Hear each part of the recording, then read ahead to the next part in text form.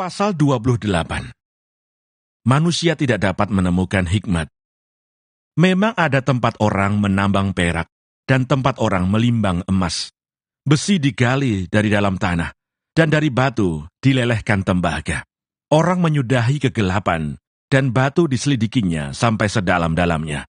Di dalam kekelaman dan kelam pekat, orang menggali tambang jauh dari tempat kediaman manusia. Mereka dilupakan oleh orang-orang yang berjalan di atas. Mereka melayang-layang jauh dari manusia. Tanah yang menghasilkan pangan, di bawahnya dibongkar bangkir seperti oleh api. Batunya adalah tempat menemukan lazurit yang mengandung emas urai.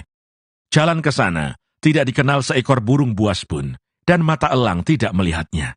Binatang yang ganas tidak menginjakkan kakinya di sana, dan singa tidak melangkah melaluinya.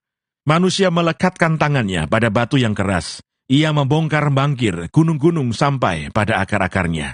Di dalam gunung batu, ia menggali terowongan, dan matanya melihat segala sesuatu yang berharga.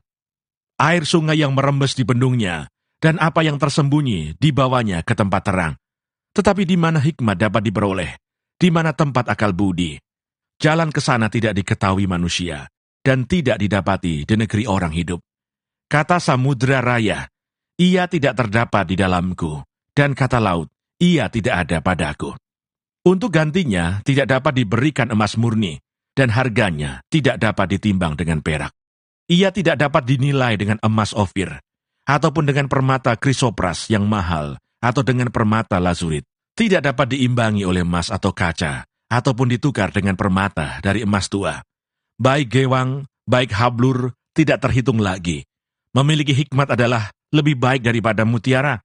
Permata krisolit Ethiopia tidak dapat mengimbanginya. Ia tidak dapat dinilai dengan emas murni. Hikmat itu dari manakah datangnya? Atau akal budi di manakah tempatnya? Ia terlindung dari mata segala yang hidup, bahkan tersembunyi bagi burung di udara. Kebinasaan dan maut berkata, hanya desas-desusnya yang sampai ke telinga kami. Allah mengetahui jalan ke sana. Ia juga mengenal tempat kediamannya, karena ia memandang sampai ke ujung-ujung bumi dan melihat segala sesuatu yang ada di kolong langit. Ketika ia menetapkan kekuatan angin dan mengatur banyaknya air, ketika ia membuat ketetapan bagi hujan dan jalan bagi kilat guruh, ketika itulah ia melihat hikmat, lalu memberitakannya, menetapkannya, bahkan menyelidikinya. Tetapi kepada manusia ia berfirman, sesungguhnya, takut akan Tuhan itulah hikmat, dan menjauhi kejahatan itulah akal budi. Pasal 29. Kemuliaan yang dahulu dan kesengsaraan yang sekarang. Maka Ayub melanjutkan uraiannya. Kiranya aku seperti dalam bulan-bulan yang silam, seperti pada hari-hari ketika Allah melindungi aku, ketika pelitanya bersinar di atas kepalaku, dan di bawah terangnya aku berjalan dalam gelap. Seperti ketika aku mengalami masa remajaku, ketika Allah bergaul karib dengan aku di dalam kemahku, ketika Yang Maha Kuasa masih beserta aku, dan anak-anakku ada di sekelilingku, ketika langkah-langkahku bermandikan dadih, dan gunung batu mengalirkan sungai minyak di dekatku. Apabila aku keluar ke pintu gerbang kota, dan menyediakan tempat dudukku di tengah-tengah lapangan, maka ketika aku kelihatan, mundurlah orang-orang muda dan bangkitlah orang-orang yang sudah lanjut umurnya, lalu tinggal berdiri. Para pembesar berhenti bicara dan menutup mulut mereka dengan tangan. Suara para pemuka membisu, dan lidah mereka melekat pada langit-langitnya. Apabila telinga mendengar tentang aku, maka aku disebut berbahagia, dan apabila mata melihat, maka aku dipuji. Karena aku menyelamatkan orang sengsara yang berteriak minta tolong, juga anak piatu yang tidak ada penolongnya. Aku mendapat ucapan berkat dari orang yang nyaris binasa, dan hati seorang janda kubuat bersukaria. Aku berpakaian kebenaran dan keadilan menutupi aku seperti jubah dan serban. Aku menjadi mata bagi orang buta dan kaki bagi orang lumpuh. Aku menjadi bapa bagi orang miskin, dan perkara orang yang tidak kukenali kuselidiki. Geraham orang curang kuremuk, dan merebut mangsanya dari giginya. Pikirku, bersama-sama dengan sarangku, aku akan binasa, dan memperbanyak hari-hariku seperti burung feniks. Akarku mencapai air, dan embun bermalam di atas ranting-rantingku. Kemuliaanku selalu baru padaku, dan busurku kuat kembali di tanganku. Kepadakulah orang mendengar sambil menanti, dengan diam mereka mendengarkan nasihatku. Sehabis bicaraku tiada seorang pun angkat bicara lagi, dan perkataanku menetes ke atas mereka. Orang menantikan aku seperti menantikan hujan, dan menadahkan mulutnya seperti menadah hujan pada akhir musim. Aku tersenyum kepada mereka ketika mereka putus asa. Dan seri mukaku tidak dapat disuramkan mereka. Aku menentukan jalan mereka dan duduk sebagai pemimpin. Aku bersemayam seperti raja di tengah-tengah rakyat, seperti seorang yang menghibur mereka yang berkabung. Pasal 30. Sengsara yang dialami. Tetapi sekarang aku ditertawakan mereka yang umurnya lebih muda daripadaku, yang ayah-ayahnya kupandang terlalu hina, untuk ditempatkan bersama-sama dengan anjing penjaga kambing dombaku. Lagi pula, apakah gunanya bagiku kekuatan tangan mereka? Mereka sudah kehabisan tenaga. Mereka merana karena kekurangan dan kelaparan, mengerumit tanah yang kering, belukar di gurun dan padang belantara. Mereka memetik gelang laut dari antara semak-semak dan akar pohon arar menjadi makanan mereka.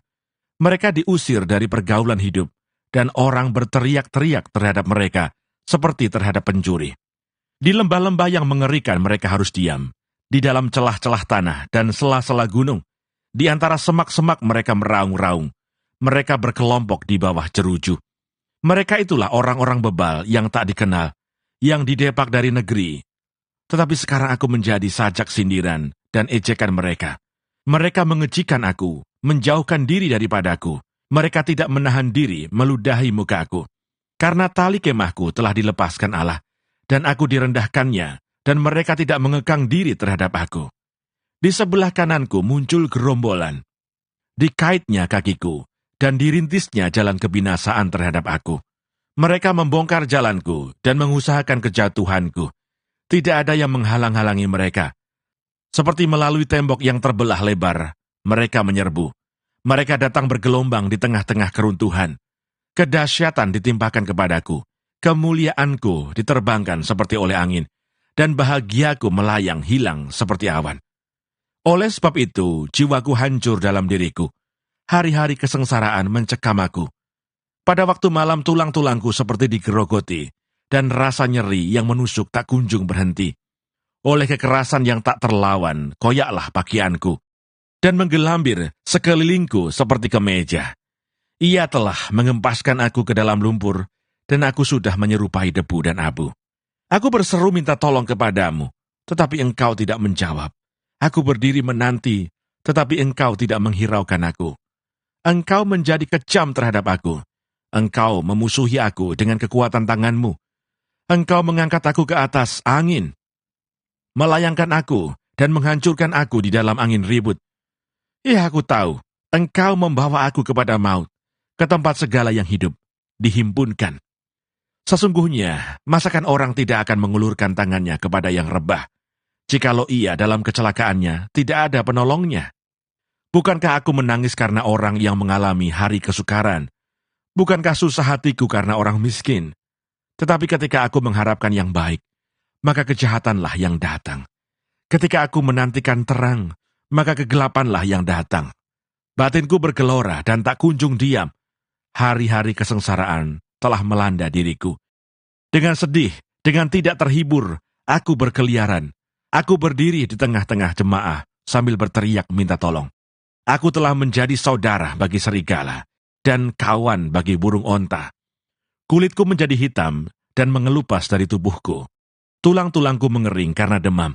Permainan kecapiku menjadi ratapan, dan tiupan serulingku menyerupai suara orang menangis.